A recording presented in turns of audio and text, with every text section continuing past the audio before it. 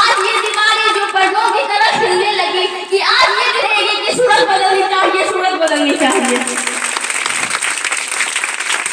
साथ ही मैं आप लोगों से उम्मीद करती हूँ यदि मेरे द्वारा बोले गए एक एक शब्द में समाज के किसी भी वर्ग में आज मुझे थोड़ी सी भी सकारात्मकता दिखी तो मैं समझ जाऊंगी कि मेरे द्वारा बोले गए शब्द आज सफल हो गए। आज मैं महिला सशक्तिकरण, भ्रष्टाचार, बेरोजगारी और राष्ट्र निर्माण के उपलक्ष्य में आप सबों के सामने अपने कुछ विचार साझा करना चाहूंगी। माननीय प्रधानमंत्री जी द्वारा 2001 में महिला सशक्तिकरण की नींव डाली गई थी। उसके बाद बेटी बचाओ बेटी पढ़ाओ योजना, सुकन्या समृद्धि योजना और उजाला योजना जैसी अनेकों योजनाओं का श्री गणेश किया गया था। लेकिन इतनी सारी योजनाओं के बाद भी मैं पूछना चाहूंगी, क्या आज हमारे देश की महिलाएं सशक्त है? क्या आज हमारे देश की महिलाएं स्वयं के फैसले लेने को सक्षम है? तो इसका सिर्फ एक ही जवाब होगा, आज हमारे देश की महिलाएं सशक्त नहीं है।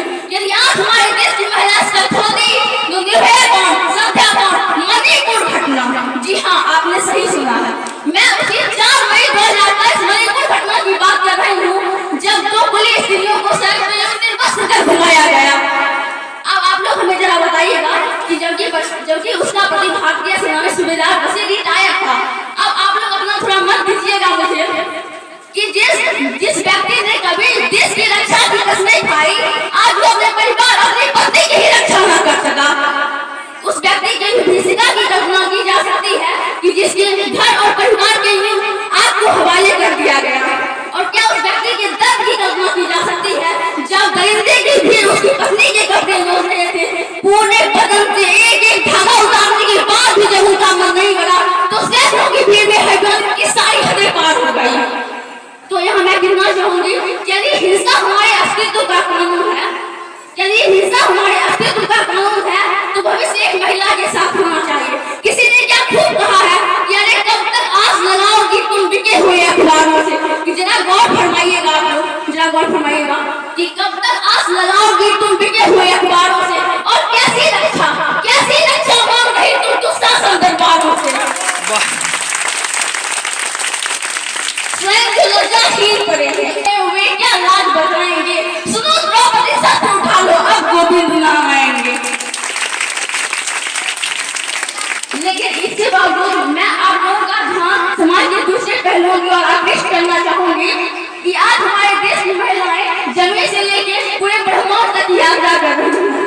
उदाहरण स्वरूप मैं प्रस्तुत करती हूँ कि हाल ही में चंद्रयान 3 के लॉन्चिंग में डायरेक्टर का किरदार एक महिला ने निभाई थी, कृति कारिहाल जी, जिनका नाम था कृति कारिहाल। और इतना ही नहीं, मैं आपको ये भी बता दूं कि सूर्य मिशन L1 का कमान भी एक महिला वैज्ञानिक के हाथ में था जिनका नाम था निगार साक्षी। और ना जाने ऐसे कई कितने उदाहरण होंगे जिससे ये पता चलता है कि आज हमारे देश की महिलाएं थोड़ा बहुत सशक्त हो ही रही है। खैर इन सब चीजों से हटके मैं आजादी के थोड़े मायने बता दूं। मैं आपको याद दिला दूं, जब 1947 में हमारा देश आजाद हुआ था तब कभी किसी ने इस बात की परिकल्पना तक नहीं की थी कि आने वाला समय हमारे भारत में भ्रष्टाचार और बेरोजगारी के जवाब में कुछ इस प्रकार आ जाएगा कि दुनिया के सबसे बड़े लोकतंत्र ये दोनों काले धब्बे के समान होंगे।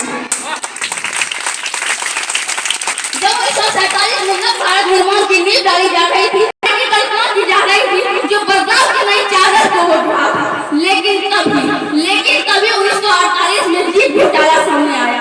और उसके बाद तो हमारे देश में घोटालों के बीच कभी थमी ही नहीं है।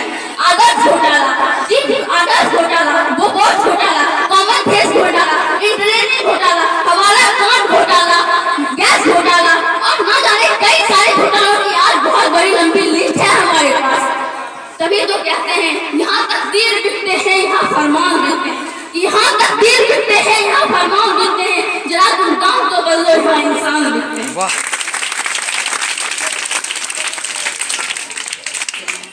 जिस देश को कभी राष्ट्रगुरु के नाम से जाना जाता था, आज जिस देश में एकता की भावना लोगों के अंदर प्रकाश प्रेम की तरह भरी हुई थी, आज वही देश के निवासी बनकर रह चुके हैं हम लोग। आज वही सोने की चिड़िया कहा जाने वाला भारत भ्रष्ट देशों की श्रेणी में आने लगा है।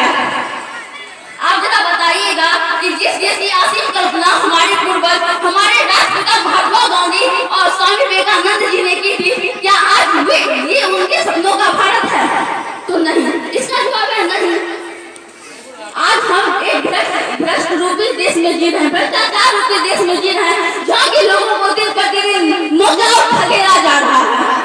ये कहने मुझे थोड़ी सी भी लज्जा नहीं आएगी कि सभ्य भारत को असभ्य बनाने के पीछे भी हम लोगों का ही बन रहा है। अब मैं बता दूं कि हमारा भारत बहुत सारे वर्गों से मिलकर बना है, जिसमें एक वर्ग जो आज हमारे ध्यान में आ रहा है वो है किसान वर्ग। वही किसान वर्ग जिनके बारिश के मौसम में जिनके घर की छतों से पानी की बूंदें टपका करती हैं, फिर भी बारिश की दुआ मांगता है। वही दुष्यंत कुमार जी के शब्दों में अगर मैं कहूं, दुष्यंत कुमार जी के शब्दों में यही कहना चाहूं, जिनके खेतों में फसलों की जगह भूख उपजती है, और यही भूख मैं बता दूं, यही भूख जब गांव से शहर की ओर मोड़ लेती है तो ये बहुत विकराल रूप धारण कर लेती है। ये चिंता का नहीं बड़ा चिंतन का विषय है कि जब गांव से शहरों की ओर रुख मोड़ा जा सकता है तो शहर से गांव की ओर रुख क्यों नहीं मोड़ा जा सकता है। हमारा दूसरा और विशेष वर्ग है युवा वर्ग। वो युवा वर्ग जिनको अपनी पीठ पर राज चलाने की अतीत की उपलब्धियां, वो युवा वर्ग जिन्हें तोड़ देनी थी वर्तमान की हर उत्कंठा, वो युवा वर्ग जिनके कंधे के ऊपर थी जिम्मेदारियां अपने राज्य की असीम कल्पनाओं को बांटे रखने की, वही युवा वर्ग आज 4 बच्चा उनके छोटे से मोबाइल स्क्रीन पे अपनी कोमल अंगुलियों के घर्षण अपनी भावनाओं के इमोजियां भेज रहा है। 4 बोतल वोडका काम मेरा रोजाना भात का विश्वास कर रखा है। हम ना एक ऐसे समाज में जीते हैं जहाँ पत्थर की मूरत को लगते हैं 56 को, कि जहाँ पत्थर की मूरत को लगते हैं 56 को, वहीं भूखे नंगे तरफते सो जाते हैं लोग। मजदूर को मजदूर समझिए, मजबूर नहीं।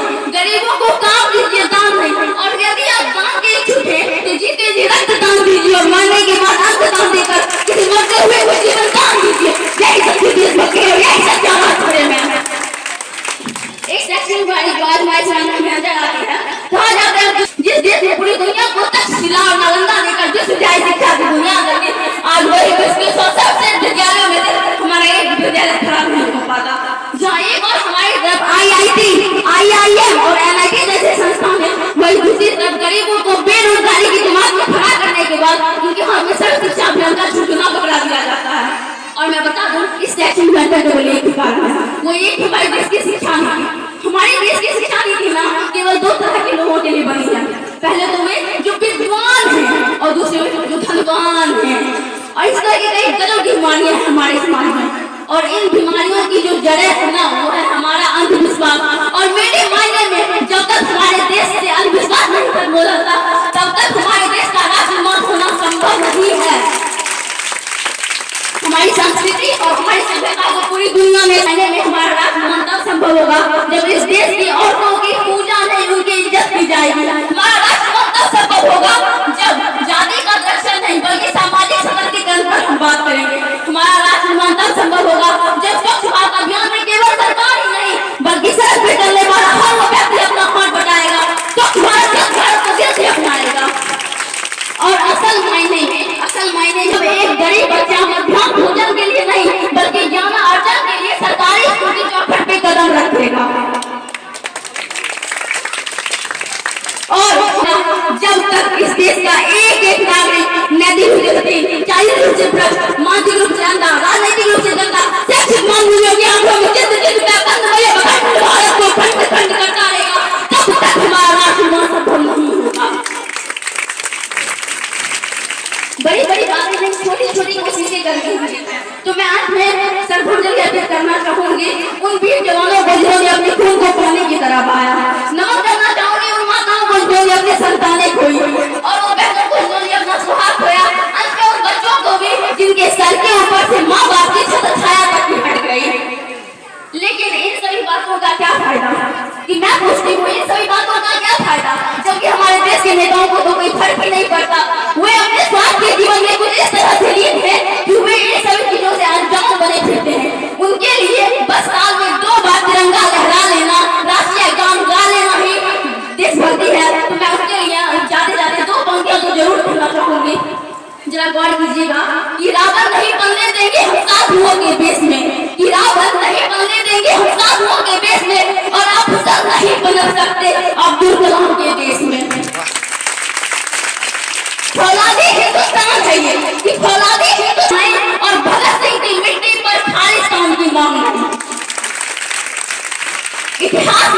हो चुके, इतिहास में जो हो चुके फिर से माफ नहीं होंगे।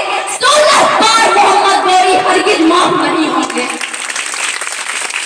रंग विजय के बाद रंग के असर नहीं छोड़ेंगे और गली फतेह के बाद अशोक अर्थ नहीं ये छोड़ेंगे। चंपावत की जीत की डोरी झांसी रोकी जाएगी, अब की बार भगत सिंह की फांसी रोकी जाएगी। और अंतिम पंक्तियां मैं बोलना चाहूंगी कि जरा गौर से सुनिएगा आप लोग कि हिंदू मुस्लिम सिख ईसाई के शीश नहीं कटने देंगे तथा तिरंगे की हमको अपने देश नहीं कटने देंगे। और इन सब शब्दों के साथ मैं अपनी वाणी को विराम देना चाहूंगी। जय हिंद, वंदे मातरम। मैं चाहूंगा कि एक बार जोरदार ताली बजाएं रजनी सिंह के लिए। और मुझे आज गर्व है इस बात का कि ये मेरी बहन है और एक भाई होने के नाते मैं बहुत गर्वान्वित हूँ। मैं चाहूंगा कि एक बार जोरदार ताली बजाएं उनके लिए। और कहा गया है कि समाज